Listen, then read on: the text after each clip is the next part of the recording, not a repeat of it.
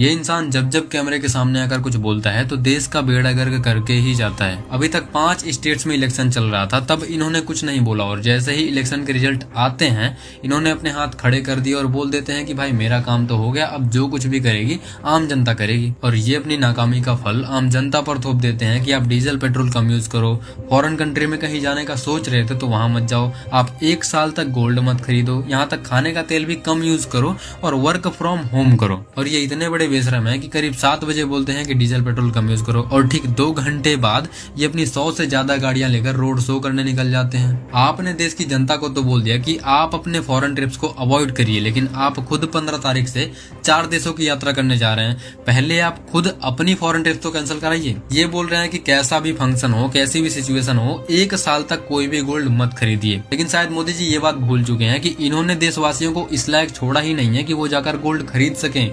देश की 80 करोड़ जनता इनके ही दिए गए 5 किलो राशन पर अपना जीवन व्यतीत कर रही है। और मान लो जो बचे कुचे कुछ लोग गोल्ड खरीदते थे वो 1 साल तक बिल्कुल भी गोल्ड नहीं खरीदते हैं, तो जो ज्वेलरी सेक्टर में 45 से 80 लाख लोग काम करते थे उनका 1 साल तक क्या होगा? वो तो बेरोजगार बैठ जाएंगे। उनके परिवार को कौन देखेगा? क्या उनका परिवार भूखा मर जाए? आप बोल रहे हैं कि खाने का तेल भी अगर आप कम यूज करते हैं तो वो भी एक तरह का देशभक्ति है। वहीं दूसरी तरफ आपने ही बोला था कि पकौड़ा तलकर भी अगर कोई व्यक्ति बेच रहा है तो वो भी एक तरह का रोजगार है। जो व्यक्ति आपकी बात मानकर पकौड़ा तल रहा था, या तो वो पकौड़ा तलता रहे और देशद्रोही बन जाए, या तो वो पकौड़ा तलना बंद कर दे और भूखा मर जाए। आप देश की भोली भाली जनता को ज्ञान दे रहे हैं कि स्वदेशी अपनाइए, लेकिन आपके जूते से लेकर चश्मे तक, यहाँ तक आप जिस गाड़ी में घूमते हैं अपना काफिला लेकर, वो भी फॉरेन कंट्री से मंगाई जाती है। जब आप देश के पीएम हैं और खुद स्वदेशी नहीं अपना पा रहे हैं तो देश की जनता कैसे अपनाएगी? अगर डीजल पेट्रोल बचाना ही देशभक्ति है तो सबसे बड़े देशद्रोही आप हैं जो 50-60 गाड़ियों का काफिला लेकर फालतू में चलते रहते हैं। इनको तो ये बोलना चाहिए था कि आप देश की मीडिया को देखना बंद कर दें।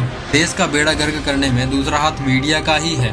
जो काम मीडिया को करना चाहिए वो हम जैसे क्रिएटर्स कर रहे हैं। तो आप सपोर्ट दिखाने के लिए फॉलो कर सकते हैं। बाकी जय हिंद जय भारत दोस्तों।